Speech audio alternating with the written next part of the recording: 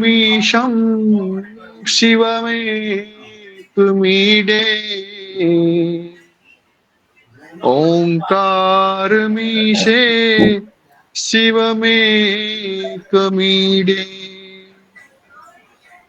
पूर्वोत्तरे प्रज्वलिका निधाने सदा वसन्तं गिरिजासमेतं सुरासुरारार्धितपादपद्यम् श्रीवैद्यनाथं तमहं नमामि श्रीवैद्यनाथं तमहं नमामि। श्री काशी विश्वनाथाय नमः। भगवान शंकर को प्रणाम है, गुरु जी को प्रणाम है। तो भैया शुरू करें?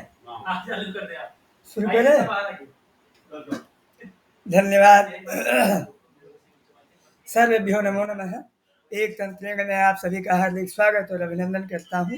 आप सभी को मैं सादर नमस्कार के साथ एक वर्षीय कर्मकांड डिप्लोमा की कक्षा में वो प्रारंभ करता हूं। आज का जो प्रकरण है वो संस्कार प्रकरण के अंतर्गत आज हम लोग जात कर्म संस्कार पर चलेंगे। कक्षा में सुनीता जी हैं क्या? नितेश जी। जी गुरु जी। आपके लिए एक कार्य है। कार्य ये है कि यूजी की कक्षा में वहाँ पे दोनों 1 2 दोनों में मैसेज करिए कि जो लोग यूजीसी नेट कोड 25 कोड 73 से नेट जेआरएफ उत्तीर्ण हुए हैं उन सबको बधाई भी दीजिए संस्थान की तरफ से और उन सबके डिटेल भी उनकी को शेयर करें। ठीक है जी गुरु जी। और एक बात और कि शाम का कल का जो कार्यक्रम है प्रतिभा प्रदर्शन का कार्यक्रम वो कार्यक्रम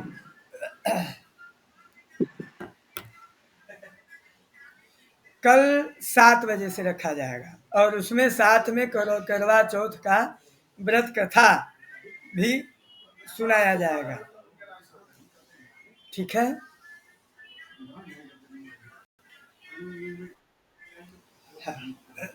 चलिए, तो कल हम लोग जो है 3 संस्कारों का अध्ययन हम लोगों ने कर लिया था और मैं आशा करता हूं कि आप सभी लोग जो है अच्छी प्रकार से भली भांति आप लोग समझ रहे होंगे, है ना? और समझ में भी आ रही होगी कक्षा आप लोगों को। ठीक है। तो हमने बताया था कि बालक के जन्म होने से पहले 3 संस्कार होते हैं: गर्भाधान, पुंसवन, सीमंतोन्नयन। जी नितेश जी।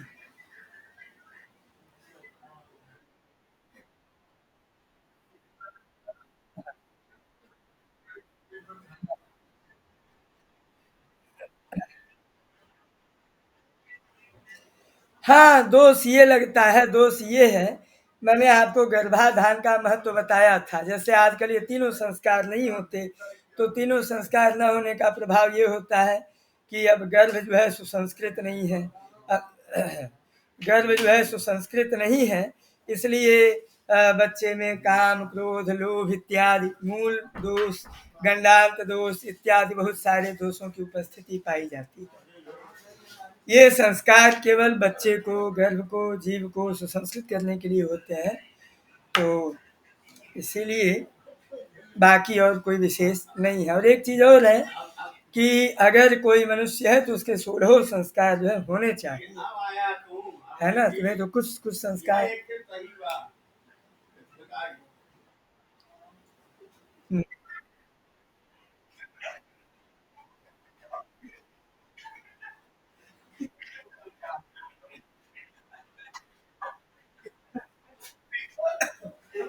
हाँ, लेकिन जो है होता क्या है कि अगर एक संस्कार छूट गया तो अगला संस्कार नहीं होता है। इसलिए क्या होता है कि जब अगला संस्कार होता है तो संस्कार में जो पिछले संस्कार जो नहीं हुए हैं अच्छा, क्या अभी भी फंस रही है?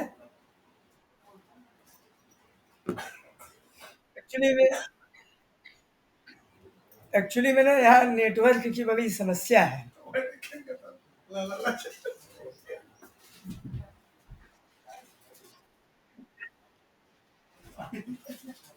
आप लोग भी बताएं भाई, क्या सभी को मेरी आवाज ब्रेक हो रही है?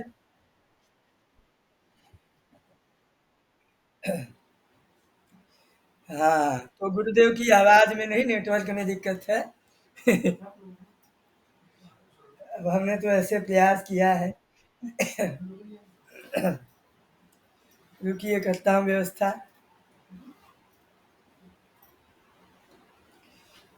जय जी, अपना हॉट स्पॉट चालू करिए।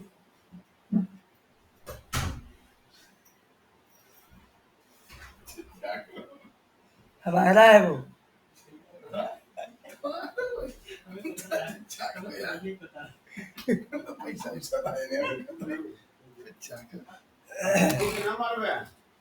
हॉट स्पॉट ऑन करा।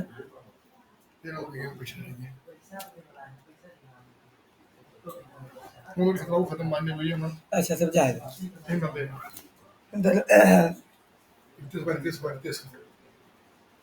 ए रितेश, इंटरनेट चालू करो बाबू, हॉट स्पॉट। वह तो दरवाजा खोल दे, वह दरवाजा खोल दे। नहीं, तू मोबाइल के वहाँ नेटवर्क कैश करे। हाँ, अब बताइए, क्या आवाज अब ठीक हुई या अभी भी वही समस्या है? ठीक हो गई? ठीक। तो जब भी जैसे विवाह संस्कार होता है या उपनयन संस्कार होता है, तो इन संस्कारों में जो पहले के संस्कार छूट गए हैं, उन संस्कारों के लिए प्रायश्चित किया जाता है ना? और विधान भी यही है कि अगर कोई संस्कार छूट गया है तो उसका भी प्रायश्चित होना चाहिए, है ना? और वास्तव में अब नितेश जी, अब आपके प्रश्न का उत्तर हम क्या दें कि अब लोग जो है विवाह कर रहे हैं, क्या कर, विवाह, उपनयन इत्यादि, मुंडन संस्कार होता है, कर्ण छेदन संस्कार भी किसी किसी का हो जाता है। बाकी अब इसके विषय में जिसकी जो इच्छा वो करे प्रभु, अब हम उसमें क्या कर सकते हैं कि नहीं? तो आगे चलें। तो बालक के जन्म होने से पहले 3 संस्कार जो कि हो गया, अब ये 8वें मास तक सीमंतोन्नयन हो जाता है।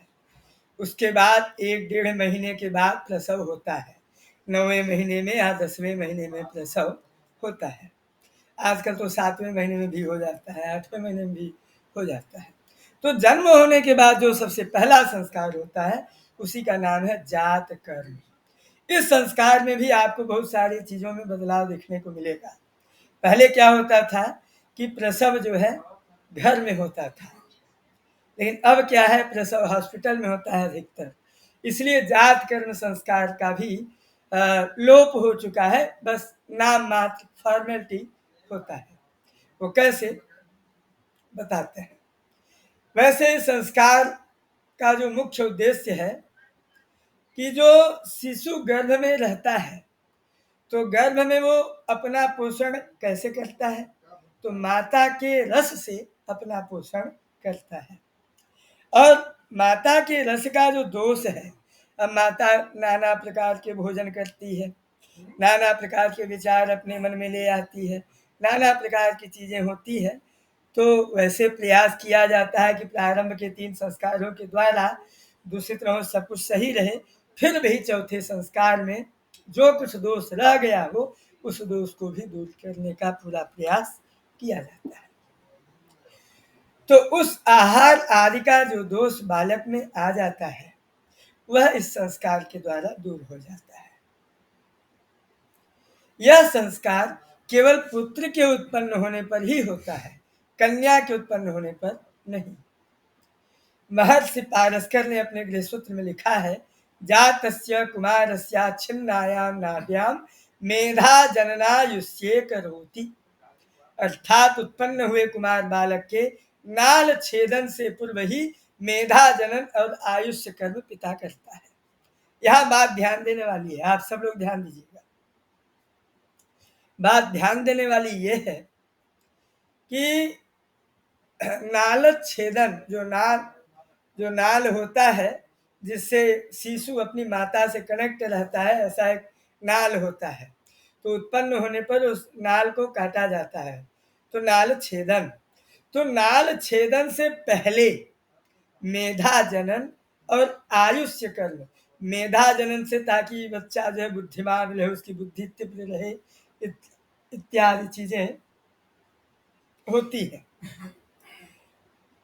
और आयुष्य कर्म से बच्चे की आयु में वृद्धि होती है, ऐसा मनुस्मृति में बताया गया है। तो ये दोनों कर्म जो है नालद छेदन के पूर्व ही यह संस्कार करना चाहिए। और आपने सुना होगा एक बात कि यदि घर में किसी की मृत्यु हो जाए तो तब तक सूतक नहीं लगता जब तक कि चिता में अग्नि न लग जाए, मतलब दाह संस्कार न हो जाए।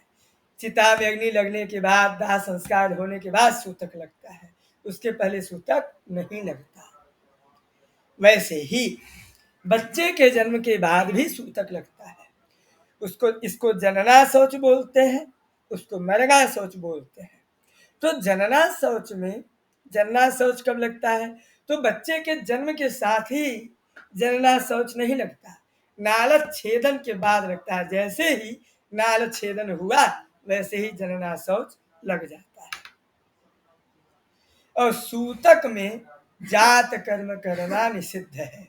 क्या? मेरी बात ये शायद आप लोगों को फिर से रिपीट करता हूं। सूतक में जात कर्म करना निषिद्ध है। तो इसका मतलब है कि जो जात कर्म होता है वो सूतक लगने से पहले, मतलब नाल छेदन से पहले ही होना चाहिए। बात समझ में आई वेदप्रकाश जी?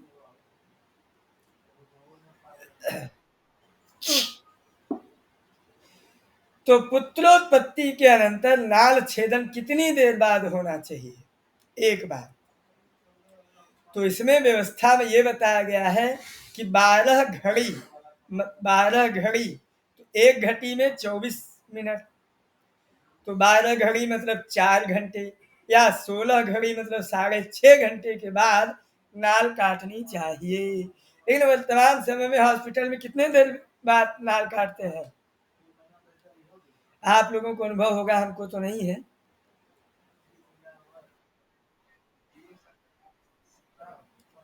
आपको अनुभव है?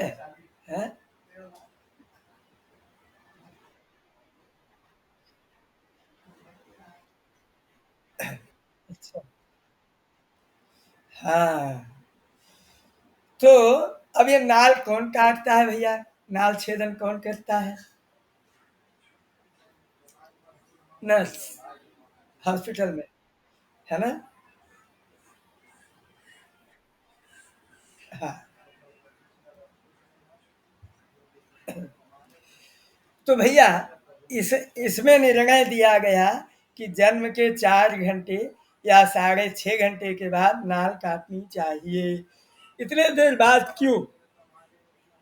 क्योंकि इतने देर में जात कर्म हो जाना चाहिए। नाल काटने के बाद सूतक लग जाता है तो सूतक में जात कर्म संस्कार नहीं हो सकता या नहीं करना चाहिए, क्योंकि सूतक लग जाता है। इसलिए नाल छेदन से पहले ही जात कर्म संस्कार हो जाना चाहिए। बात उठती है जात कर्म संस्कार में अशौच प्रवृत्ति और प्रतिग्रह जन्य दोष नहीं होता।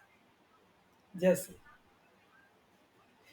सभी कर्म जनना शौच की प्रवृत्ति से पहले होते हैं, मतलब बच्चे का जन्म हुआ तो बच्चे के जन्म होने के बाद आप लोगों ने सुना होगा कि राजा को पुत्र की प्राप्ति हुई, राजा ने खूब ढेर सारे दान इत्यादि दिए, हर्षोल्लास मनाया गया। तो वो दान इत्यादि जो दिया जाता है नाल छेदन से पूर्व ही दिया जाता है। तो बच्चे के जन्म के बाद और नाल छेदन से पहले सूतक नहीं रहता, क्योंकि सूतक कब लग रहा है? नाल छेदन के बाद। तो नालद छेदन से पूर्व ही देव पूजन, दान, दान ग्रहण आदि सभी कर्मों में कोई भी दोष नहीं होता। इन्हें करने की विधि प्राप्त है। संस्कार वीर मित्रोदय संस्कार प्रकाश में ब्रह्म पुराण के वचन से बताया गया है कि पुत्र का जन्म होने पर पितृगण और देवता उस घर में प्रसन्नता पूर्वक आते हैं। अतः वह दिन पुण्यशाली तथा पूज्य होता है कि नहीं? अतः उस दिन उनका पूजन करना चाहिए और ब्राह्मणों को सुवर्ण, भूमि, गौ आदि का दान करना चाहिए। अब प्रतिग्रह लेने के लिए तो याज्ञवल्क जी, अब यहाँ वृद्ध याज्ञवल्क जी लिखा है। वृद्ध याज्ञवल्क जी का मतलब समझते हैं आप लोग? हाँ,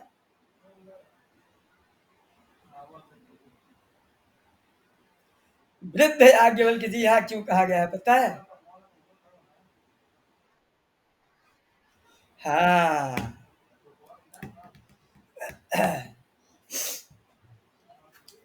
अब विद्वानों के बीच में ये विवाद का विषय है।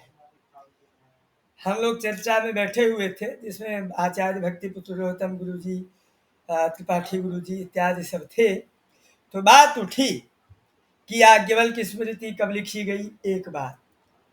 याज्ञवल्क्य की स्मृति किसने लिखा, दूसरी बात। तीसरी बात कि शतपथ ब्राह्मण के रचयिता कौन है, याज्ञवल्क्य ऋषि। अब शतपथ ब्राह्मण के समय में और याज्ञवल्क्य की स्मृति के समय में दोनों में बहुत अंतर है। इसके बाद भी याज्ञवल्क्य जब शतपथ ब्राह्मण लिखते हैं तो वो जो है अपनी वंशावली लिखते हैं कि भैया ये जो यहाँ से आया, तो अपनी 39 की 40 वंशावली लिखते हैं, है ना। तो वहां पे तो मतलब वृद्ध याज्ञवल्क्य मतलब है जो बहुत पुराने याज्ञवल्क्य जी हैं, जिन्होंने शुक्ल यजुर्वेद की संहिता माध्यन्दिनी संहिता लिखी है। ठीक है, बात समझ में आई।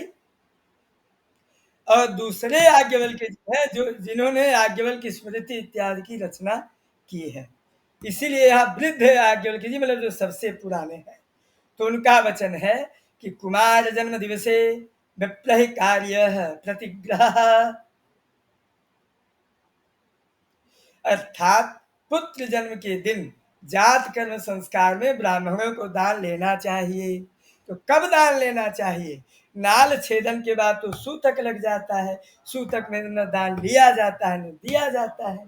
तो नाल छेदन से पूर्व ही ब्राह्मणों को दान लेना चाहिए और पिता को दान देना चाहिए। बात क्लियर हो गई। अब ये भैया क्या करना चाहिए? तो गर्भस्थ बालक के नाभि में एक नाल नली लगी रहती है जिसका संबंध माता के हृदय से होता है। इसी रसवाहिनी नाल से माता के द्वारा ग्रहण किए गए आहार के द्वारा शिशु का गर्भ में पोषण होता है और जन्म के बाद बालक इस नाल के साथ ही बाहर निकलता है। इस जात कर्म संस्कार में बालक के इसी नाल का छेदन किया जाता है। क्यों छेदन किया जाता है? क्योंकि अभी तक तो बच्चे का पालन पोषण माता के रस से हो रहा था, माता के द्वारा ग्रहण किए गए आहार से हो रहा था। अब उसको अलग आहार लेना है। अब वो बाहरी जगत में आ गया, माया में आ गया, इस जगत में आ गया, तो इस जगत का आहार उसे लेना है। अब उसे माता के रस का पान नहीं करना है। वैसे माता के दूध का पान तो करना ही है, तो वो भी माता का रस ही है ना।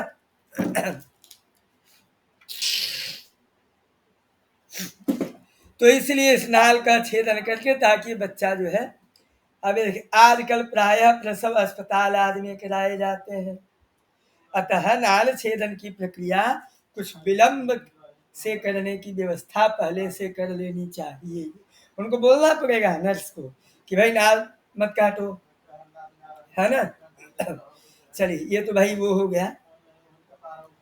यहाँ देखिए, तो जात कर्म संस्कार में बालक के इसी नाल का छेदन किया जाता है और तब माता से बालक का संबंध विच्छेद हो जाता है और बालक को मधु दूध आदि बाहर का आहार देना प्रारंभ किया जाता है। तो भैया जात कर्म संबंधी सभी कर्म नाल छेदन के पूर्व ही होते हैं।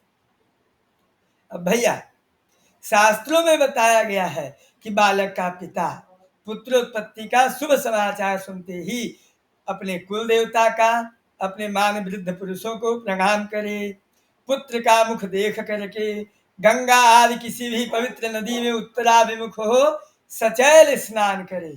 सचैल स्नान मतलब वस्त्रों सहित स्नान। वैसे आप लोगों को एक पते की बात बताऊं कि जो है किसी भी तीर्थ में जाए तो तीर्थ में सचैल स्नान ही करना चाहिए और सचैल स्नान करके वस्त्र वहीं छोड़ देना चाहिए। यदि पुत्र मूल में, ज्येष्ठा में या व्यतिपात आदि अशुभ योगों में उत्पन्न हुआ हो तो उसका मुख देखे बिना ही स्नान करे।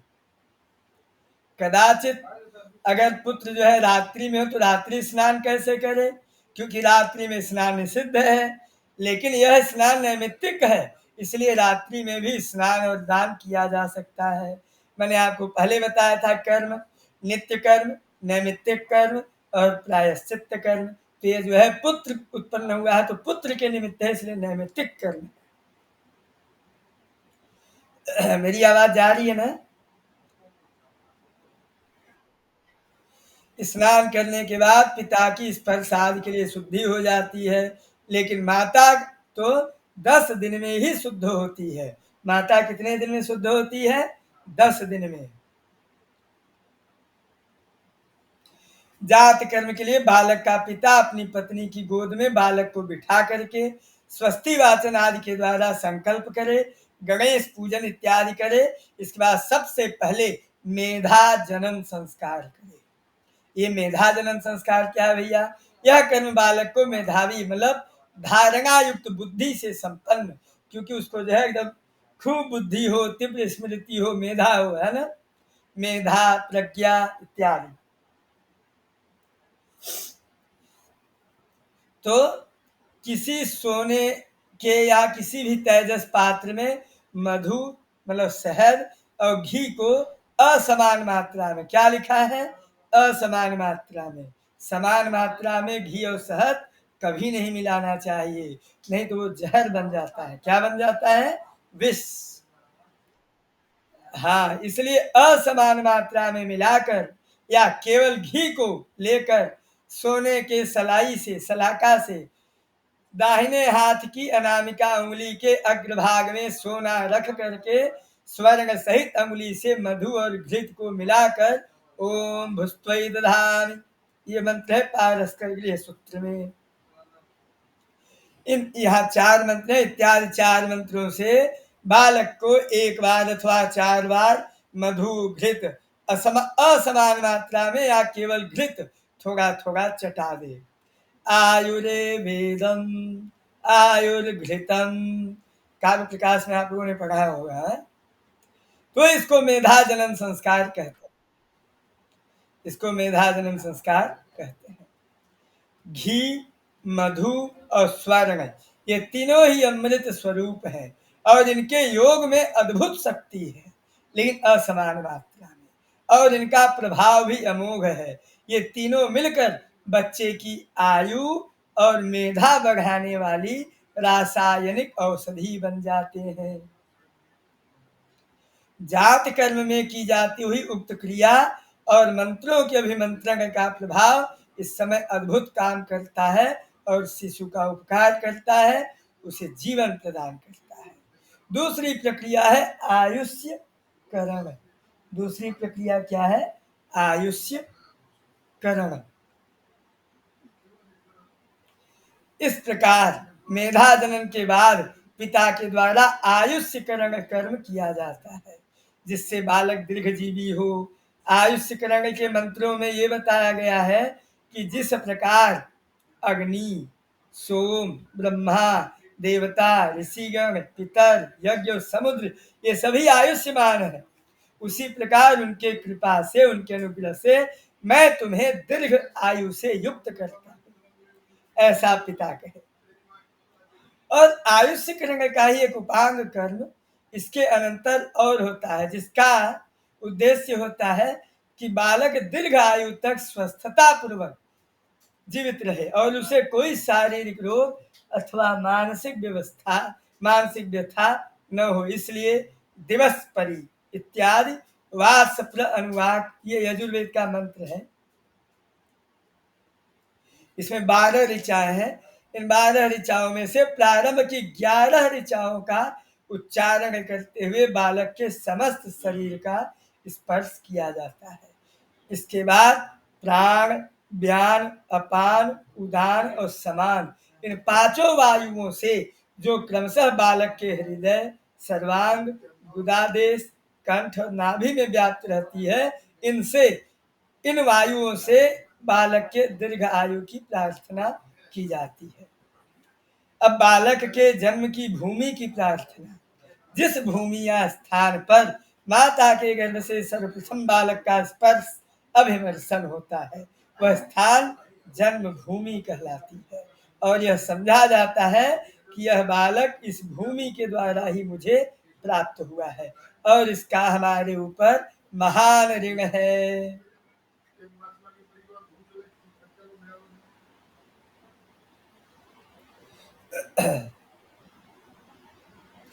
इसी भावना के साथ बालक जो है बालक का पिता मंत्र का पाठ करते हुए भूमि स्थान का स्पर्श करता है और भूमि की प्रार्थना करता है?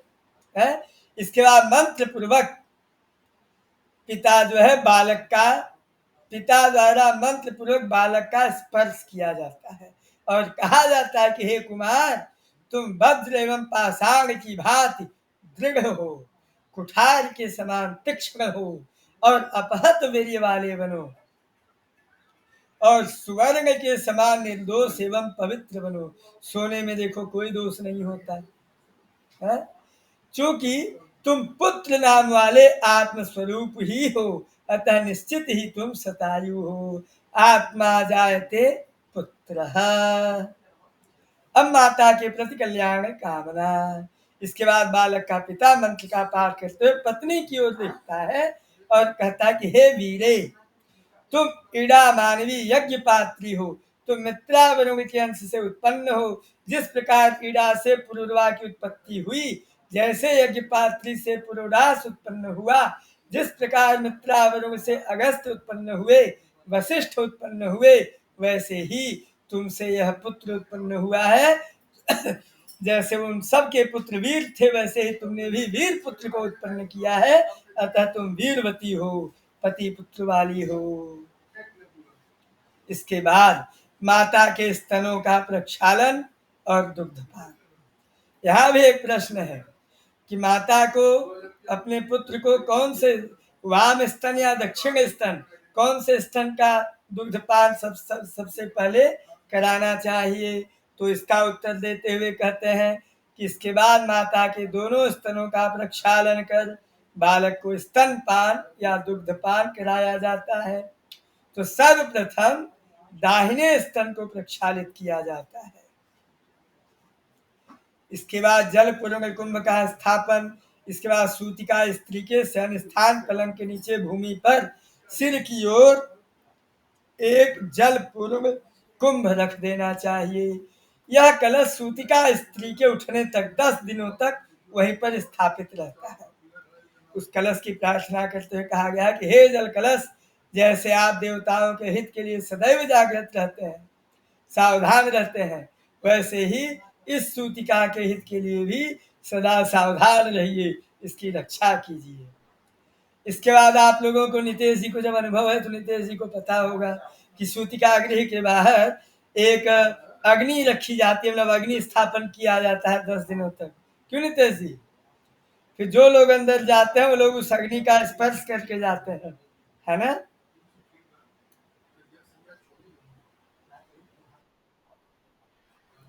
अच्छा, इस विषय में मुझे अनुभव है। क्योंकि जब जो है मैंने देखा है कि जब कोई सूतिका रहती है प्रसूति गृह के बाहर ही दरवाजे पर किसी पात्र में, मिट्टी के पात्र में, या गोगसी होती है हम लोगों के यहाँ मिट्टी का पात्र बनता है, हाँ, उसी में कंडा सुलगा देते हैं, उस कंडे में अग्नि रहती है। जो भी सूतिका गृह में जाता है वो पहले उस अग्नि को स्पर्श करके तब जाता है। ध्यान रहे कि वह अग्नि निरंतर 10 दिन तक जलती रहे, बुझे नहीं। उस अग्नि में प्रतिदिन सायं प्रातः भूसी का, चावल का कण, पीली सरसों से 2-2 आहुति दे। इन्हें बालक का पिता दे, ठीक है, या ब्राह्मण आचार्य दे। इस हवन कर्म से सूतिका या सूतिकाग्रह, हाँ,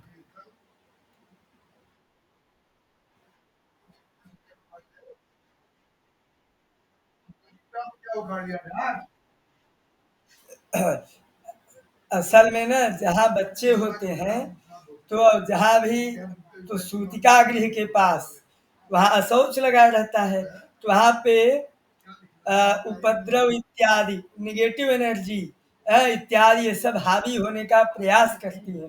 इसीलिए देखिए आप छोटे बच्चों के ऊपर, स्त्रियों के ऊपर, प्रसूति के ऊपर, नई नई दुल्हन के ऊपर और मृतक व्यक्ति के ऊपर ये सब निगेटिव एनर्जी और जो है इन सब का प्रभाव अधिक पकड़ता है।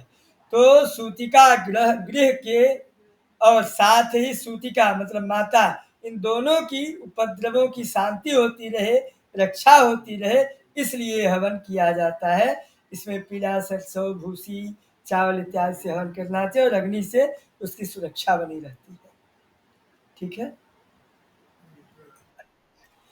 बालक की कुमार ग्रह आदि बाल ग्रहों से रक्षा का उपाय। जन्म के बाद बालक यदि रोए न, हंसे न, हाथ पैर न हिलाए, प्रसन्न न रहे, म्लान न रहे, तो उसका मुखमंडल भाव शून्य रहे, तो समझना चाहिए कि किसी स्कंद या नैगमेश, पूतना, कुमार आदि बाल ग्रह ने बालक को ग्रस लिया है।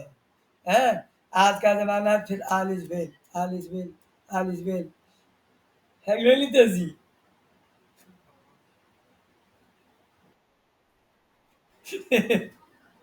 तो यदि बच्चा न रोए न हंसे कोई, तो उसको समझना चाहिए कि किसी बाल ग्रह ने उस बालक को ग्रस लिया है। तो उसकी शांति के लिए पिता को चाहिए कि बालक को अपनी गोद में लेकर उसे मत्स्य जाल, मछली का जाल में या किसी कपड़े से उसको ढक करके मंत्रों का पाठ करते हुए बालक के पूरे शरीर में हाथ फेरे, या जैसे उसको पीठ रगड़ते हैं, पैर रगड़ते हैं, है ना। तो ऐसा संपूर्ण कर्म करने के बाद ब्राह्मणों को दक्षिणा दे, ब्राह्मणों को भोजन कराने का संकल्प कर ले कि भैया बाद में सूतक जब 10 दिन 12 दिन बीत जाएगा, 10 दिन, तब उनको हम भोजन कराएंगे, ऐसा संकल्प ले। इसके बाद नाल छेदन करे, इसके बाद 8 अंगुल छोड़कर नाल छेदन करे, अभिषेक मंत्र पाठ तिलक आदि करके जात कर्म कृत्य संपन्न करे। अब जात कर्म का संस्कार प्रयोग। अब इसमें जो है भैया, अब मैंने विधि आपको पूरी बता दी। ये संकल्प है, और इस संकल्प के बाद ये प्रतिज्ञा संकल्प हो गया। प्रतिज्ञा संकल्प के बाद गणेश पूजन हो गया। इसका मेधा जनन कर्म, तो मेधा जनन का ये मंत्र है भैया, ठीक है। इसके बाद आयुष्य ग्रहण करना, ये मंत्र है इसमें, है ना। इसके बाद नीचे लिखे मंत्र का 3 बार पाठ करना चाहिए।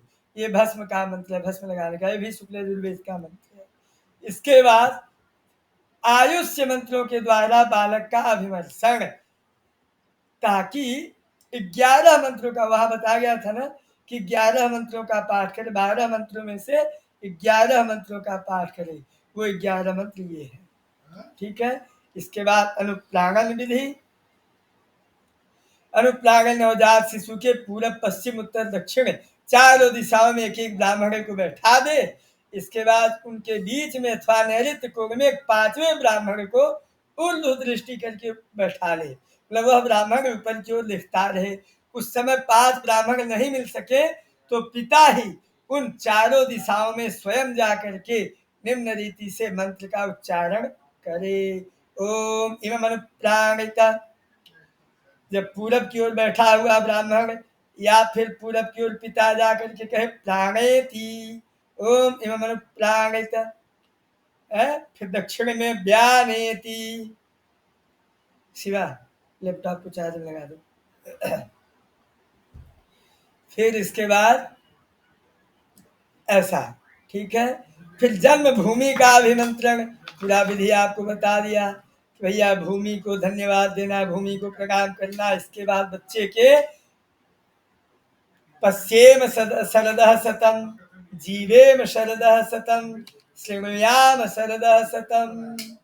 ठीक है।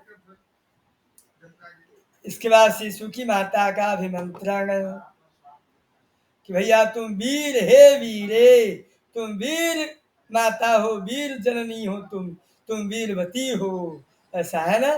फिर दक्षिण स्तन्यपान, फिर दाहिना स्तन को धुलवाए और दाहिना स्तन से ही पहले दुग्धपान कराए। उसका मंत्र ये है। इसके बाद जब दाहिना स्तन पान, फिर वाम स्तन का पान कराए, फिर वाम स्तन को धुलवाए, फिर वाम स्तन का पान कराए। उसका मंत्र ये है। इसके बाद विविध वस्तुओं का दान, फिर कलश स्थापन करे, मतलब वो सूतिका का जो शैया है, शैया के नीचे एक कलश जल से भर के, मतलब कुंभ जो है जल से भर के घड़ा रख दे इस मंत्र से। फिर अग्नि होम करे। कहा दरवाजे पर, ये देखिए मैंने कहा था ना, दरवाजे पर सूतिका गृह के दरवाजे पर अग्नि की स्थापना करनी चाहिए। और इस अग्नि की भी सूतकांत तक रक्षा करनी चाहिए। अग्नि की भी रक्षा करनी चाहिए, बुझे नहीं, ताकि वो सूतिका गृह की रक्षा करती रहे। ठीक है। अग्नि स्थापन का संकल्प, तो अग्नि स्थापन का पूरा विधि है। अग्नि स्थापन हम आपको एक साथ बताएंगे। फिर ये नाल छेदन, नाल छेदन के बाद भगवान का स्मरण, भगवान को धन्यवाद, है ना। फिर ओम विष्णवे नमः, विष्णवे नमः, विष्णवे नमः। ओम सांब सदा शिवाय नमः, सांब सदा शिवाय नमः, ओम सांब सदा शिवाय नमः। यदि बच्चा न रोए, न हंसे, न कोई प्रतिक्रिया न करे, तो उसमें पूतनादि बाल ग्रह जनित जो व्याधि समनार्थ कर्म है वो करे, है ना। और जब वो रोए, हंसे, गाए, प्रसन्न रहे या कुछ प्रतिक्रिया करे तो उसको करने की जरूरत नहीं है। तो उसका ये विधान है। ठीक है। सबको मेरी बात समझ में आ गई? किसी को कोई प्रश्न? किसी ने हैंड राइज किया है? जो हैंड राइज किया हो बोले भाई।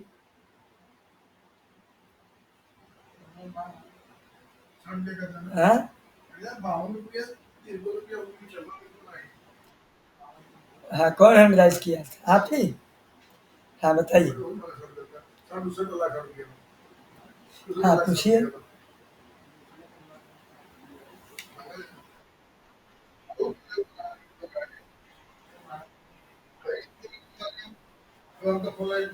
हाँ, मानते तो हैं कि उसका भी सूतक लगता है। और अगर जैसे हमारे यहाँ, जैसे कि मान लीजिए कि हमारे घर में किसी त्योहार पर किसी की मृत्यु हो गई, तो बोलते हैं भैया ये त्योहार सूट नहीं करता, सहता नहीं है, तो उस त्योहार को नहीं मनाते। लेकिन उस त्योहार को अगर गाय ने बच्चा दे दिया तो बोलते हैं अभी गाय ने बच्चा दे दिया, या किसी बच्चे का जन्म हो गया तो फिर वो दोष खत्म हो जाता है, फिर से त्योहार मनाने लगते हैं। तो इससे समझना चाहिए कि गाय का भी, गोवत्स का भी दोष लगता है। ठीक। चलिए तब आगे चलते हैं। षष्ठी महोत्सव एवं राहु वेद। तो षष्ठी महोत्सव राहु वेद, जातक के उत्पन्न होने के छठे दिन किया जाने वाला जो महोत्सव है वो षष्ठी संस्कार कहा जाता है। इसी के साथ राहु वेद कर्म भी होता है। ये दोनों कर्म जातक की रक्षा के लिए ही होता है। ठीक है। यद्यपि इसमें जो है जनना शौच रहता है, फिर भी गृह सूत्रों में कहा गया है कि पहले दिन, छठे दिन, 10वें दिन दान देने व लेने में कोई दोष नहीं होता, किंतु भोजन करना उचित नहीं है। इस बारे में कृष्ण जी का महोत्सव मनाया जाता है, षष्ठी का महोत्सव, तो आप सब परिचित ही है। क्या बताना, आप लोग बड़े विद्वान है ना। चलिए अब ये षष्ठी, पूरी और छुआनी बनती है। पूरी और छुआनी खाते हैं, हमको छुआनी बहुत पसंद है। बड़े बड़े विद्वान लोग हैं, ब्राह्मण लोग हैं, आचार्य लोग हैं, वो लोग जो है गाय का जब 3 दिन का दूध होता है जिससे खुजली बनता है, वो लोग नहीं खाते, है ना। इसके बाद पूरी और छुआनी बनती है तो वो छुआनी नहीं खाते, है ना। अशुद्ध मानते हैं। लेकिन भैया हमको खिचड़ी भी बहुत पसंद है, मैं बड़े प्रेम से खाता हूँ और उछवानी भी मुझे बहुत पसंद है, मैं उछवानी भी खाता हूँ।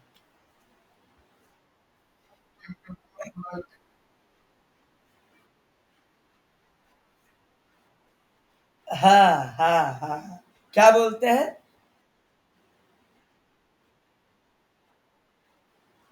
क्या बोलते हैं फिर से? नहीं, हम लोग खिचड़ी बोलते हैं।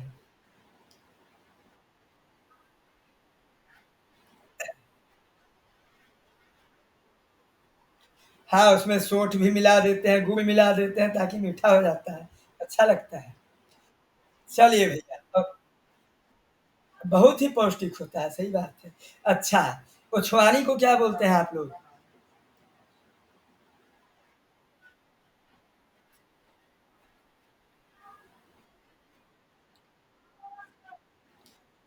वो जो सूतिका रहती है उसके लिए बनाया जाता है छठवें दिन, और बाकी जो कृष्ण जी का जन्मोत्सव मनाते हैं वो लोग छठवें दिन छठी को उछवानी बनाते हैं, पूरी और उछवानी। उसमें जो है गुड़, सोंठ इत्यादि थोड़ा सा रसा रहता है, मखाना, काली मरीच और ऐसे बनता है।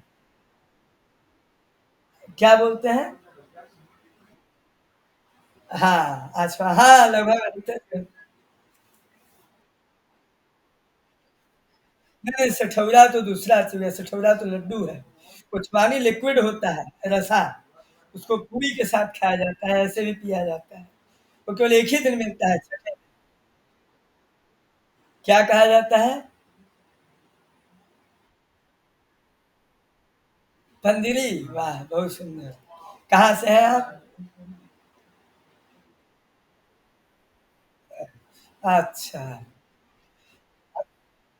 अच्छा, अच्छा। बहुत सुंदर। हाँ, प्रसन्न रमन।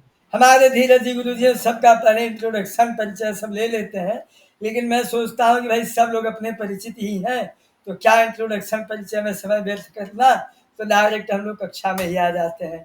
चलिए किसी दिन समय मिलेगा तो सबको जो है सब लोग एक दिन जो है अपना अपना वीडियो ऑन करेंगे, तो सबका जो है परिचय हो जाएगा। सुनीता जी,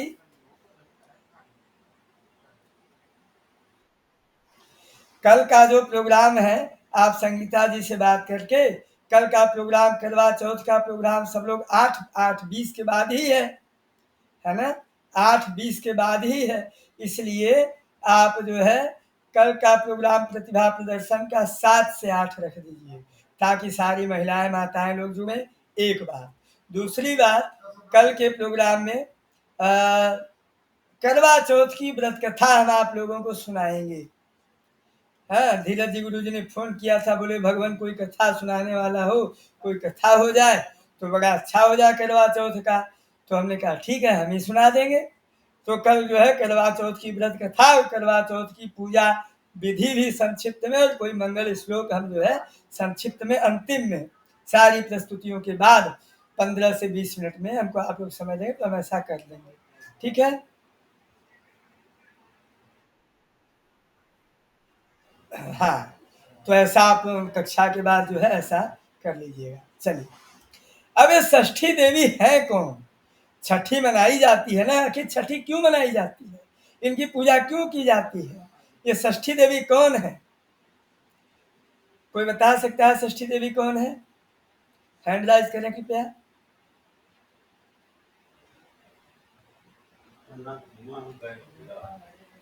अंकेश वाजपेयी जी, आप अपने हैंड को नीचे करें, वो बहुत पहले का हैंड राइज है। हाँ, अब आप लोग हैंड राइज करें। षष्ठी देवी कौन है? षष्ठी देवी का परिचय बताइए।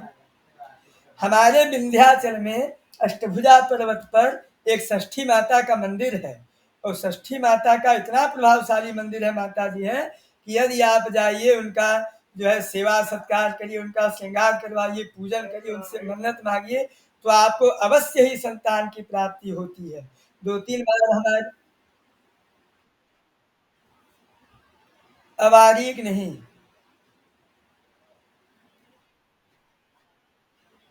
अच्छा।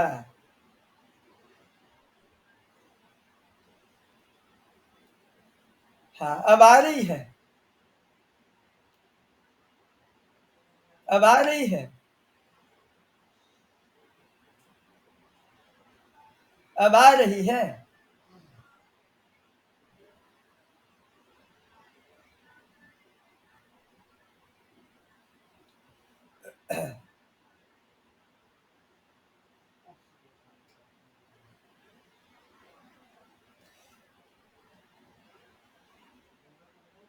अब क्या अब मेरी ध्वनि जा रही है?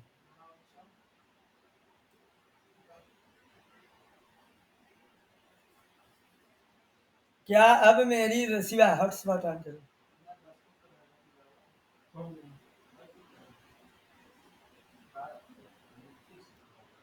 नहीं है? क्या अब मेरी ध्वनि जा रही है? आप लोग सुन पा रहे हैं?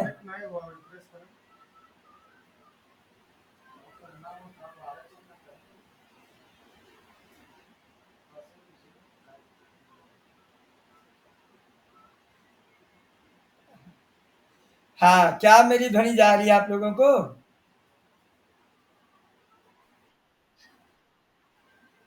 ठीक है, बहुत सुंदर। तो जो है, हाँ हाँ, तो हमारे विंध्यवासिनी में जो षष्ठी माता है, उनके यहाँ जो है मतलब अष्टभुजा पर्वत पर उनके सामने आप लोग दर्शन करिए, उनका श्रृंगार करिए, उनसे मन्नत मांगे तो अवश्य ही संतान की प्राप्ति होती है। वो इतनी प्रभावशाली माता है। तो षष्ठी देवी है कौन भाई? देवी भागवत में, ब्रह्म वैवर्त पुराण में कहा गया है कि षष्ठी देवी शिशुओं की अधिष्ठात्री है।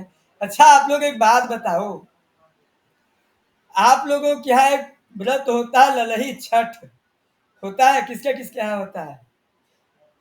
माताएं करती हैं पुत्रों के लिए, पुत्र की लंबी आयु के लिए, हेमराज के लिए किसके किसके यहाँ होता है?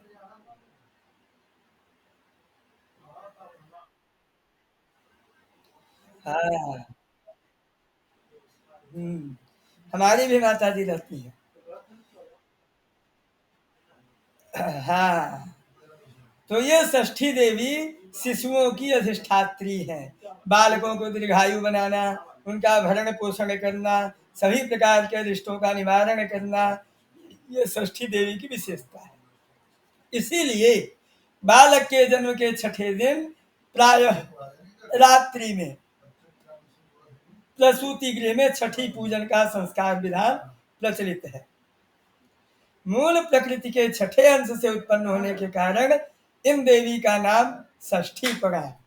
ये ब्रह्मा जी की मानस पुत्री एवं पार्वती के पुत्र स्कंद की प्राण प्रिया देवसेना के भी नाम से विख्यात हैं। ठीक है।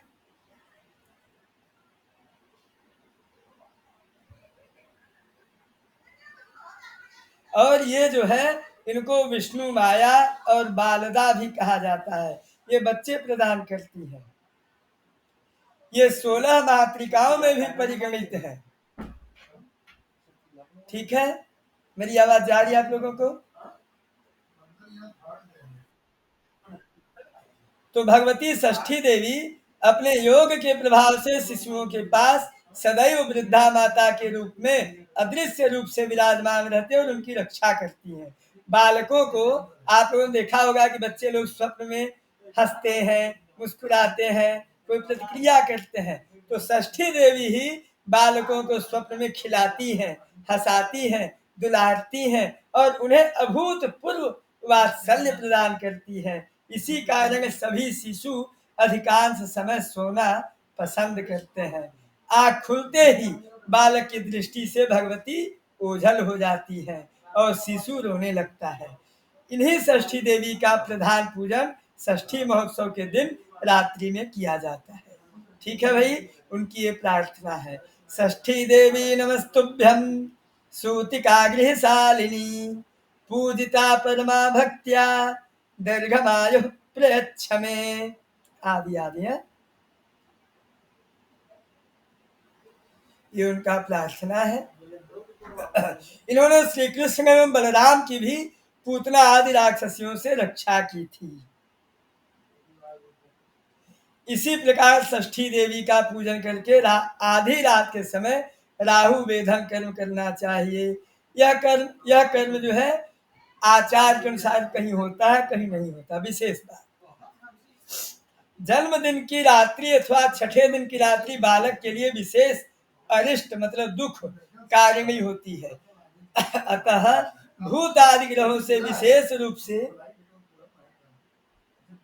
रक्षा करने योग्य होती है। इसीलिए पहले दिन जाप कर्म और छठवें दिन षष्ठी महोत्सव संस्कार किया जाता है। इस संबंध में इस दिन रात्रि में पुरुष लोग हाथ में शस्त्र धारण करके और स्त्रियां गीत नृत्य आदि करके रात्रि में जागरण करती हैं। सूतिकागृह को अग्नि, दीपक, धूप,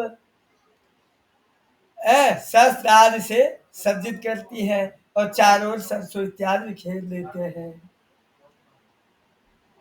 महर्षि मार्कंडेय जी भी यहाँ पर ये कहते हैं।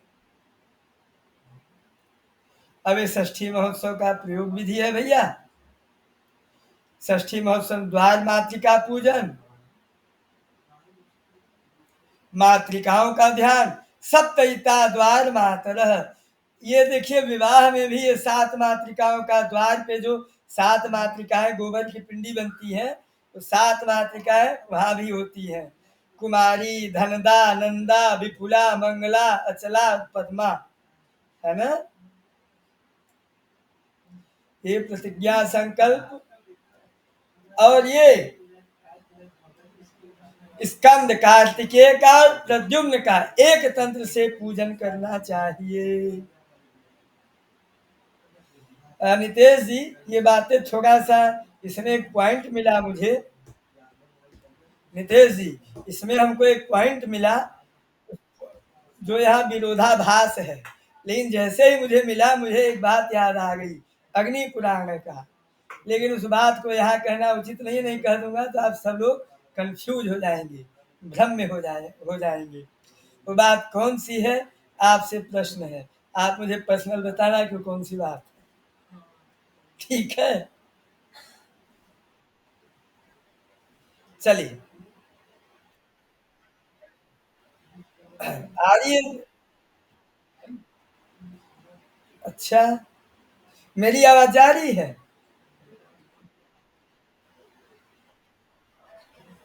अच्छा, अब मेरी आवाज आ रही है?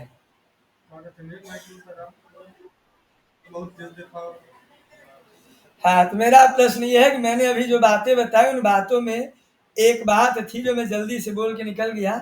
वो बात ऐसी थी जिससे लोगों में कंफ्यूजन हो सकता है, बहुत भ्रम हो सकता है। तो वो बात कौन सी है आपको बताना है मुझे पर्सनल मैसेज में। वो बात बिल्कुल विरोधाभास थी,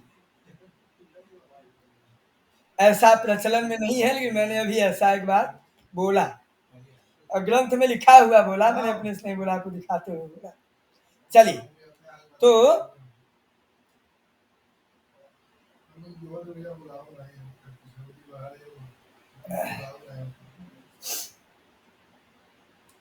स्कंद जी की प्रार्थना करें, फिर दूब समर्पण करे, फिर प्रद्युम्न की पूजा करें, वह सब कृतिका पूजन। ये कृतिकाएं संख्या में 6 हैं। ये कृतिकाएं कार्तिकेय भगवान के कार्तिकेय भगवान की 6 माताएं थी। कार्तिकेय भगवान का जन्म आप लोगों ने सुना होगा, कहानी सुनी होगी। तो कार्तिकेय भगवान के 6 मुख हैं। कितने मुख हैं? 6 मुख हैं। तो उन 6 मुखों में, तो उन 6 मुखों को उनकी 6 माताएं थी, कृतिका इत्यादि। क्या आवाज कट रही है क्या? आवाज कट रही है क्या?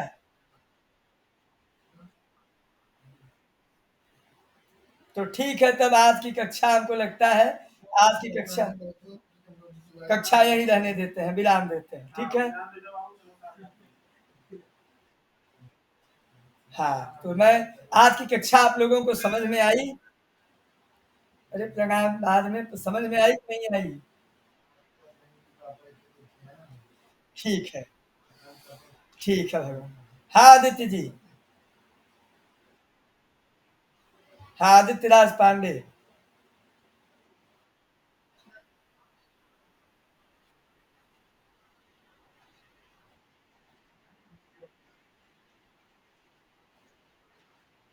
नहीं भैया, बिल्कुल प्रदूषित नहीं होगी। आप गंगा नहाएँगे, गंगा नहा के हम लोग करते हैं, जिस तीर्थ में जाते हैं नहाते हैं, नहाने के बाद बाहर जो है बस छोड़ देते हैं, बाकी बिनने वाले सब उसको उठा ले जाते हैं, प्रयोग करते हैं उसका। ठीक है? नहीं, नहीं, गलत है। नहीं, नहीं, वो आजकल सब उठा ले जाते हैं, सब उसका उपयोग करते हैं। और पानी के भीतर नहीं छोड़ना चाहिए, बाहर छोड़ना चाहिए। ठीक है? ठीक है, तो फिर समय हो गया है, आज की कक्षा को मैं विराम देता हूँ। जी।